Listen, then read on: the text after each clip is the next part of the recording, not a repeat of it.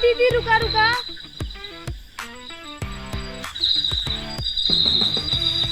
दीदी और बताओ अपन हालचाल। सब ठीक है बहनी, अपन बताओ। हमारो ठीक है बा दीदी।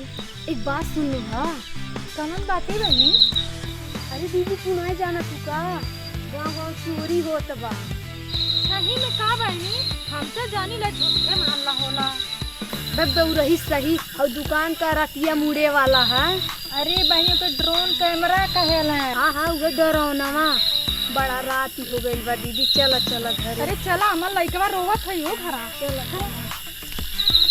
आगे बढ़ आगे बढ़ आगे बढ़।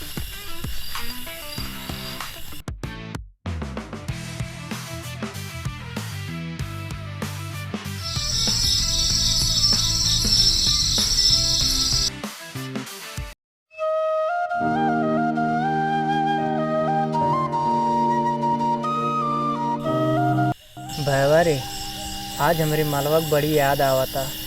हाँ तो जो मिल आओ। बहुत डर लगा था रे भैया। नहीं यार कुछ नहीं हो जो। अच्छा ठीक है कुछ हो तो तोरे लगे हम फोन करब। अच्छा ठीक।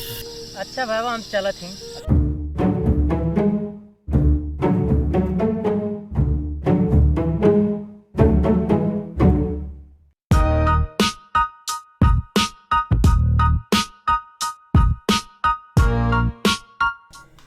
अच्छा बहनी बड़ी रात हो गई बा ना। जा उतार दे बत्तियां और सुतर जा। जा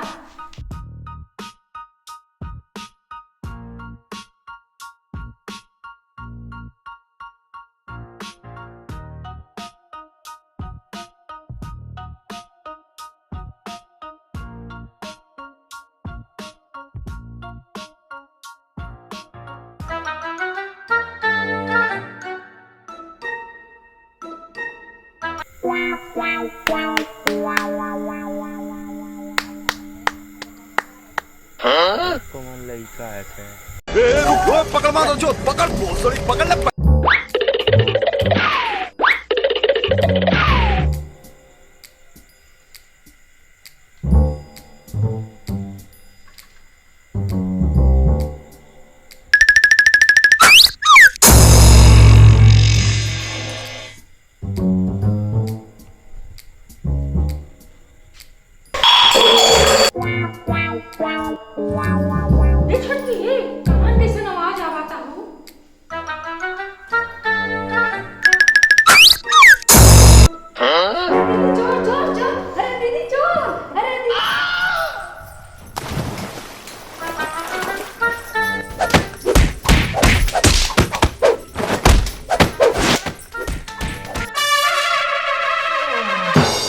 अरे माई रे बड़ी मार मलिंग कुल चोर समझ के।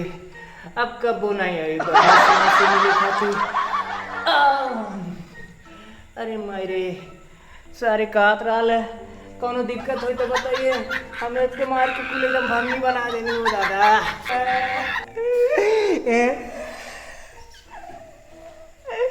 बड़ी बल्ला खुलम में अब कब बोला सोना से मिले खाती पता नहीं कहाँ भाई।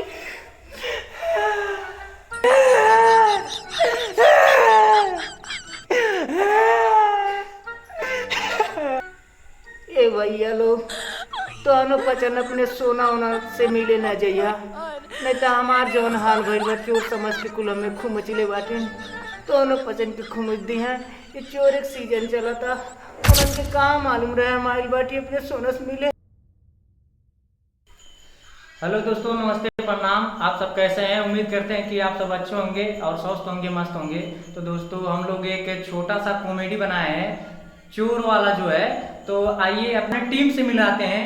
तो हालांकि हमारे एक छोटा सा टीम है, देख सकते हैं हमारे यहाँ टीम के जो मेंबर हैं काम करते हैं तो सभी लोग हैं। आकाश हैं, इनका नाम है ममता, और इनका चारू चंचल नाम है, इनका संजय प्रजापति, और मेरा नाम है जय हिंद गुण। तो आप लोगों से उम्मीद करता हूँ ये वीडियो आप लोगों को पसंद आएगा और हम लोगों को सपोर्ट करेंगे। और हालांकि हमारे जो कैमरामैन हैं सन्नी फोटोग्राफर हैं। और एक बात मैं और कहना चाहूँगा, अगर जो हम लोग को इस वीडियो में कोई भी गलती हुई हो तो आप लोग जरूर कमेंट करके बताइएगा। हालांकि आगे चल के कोई वीडियो में कोई गलती ना हो पाए, हम लोग सुधार कर पाए। तब तक के लिए धन्यवाद, नमस्ते, प्रणाम।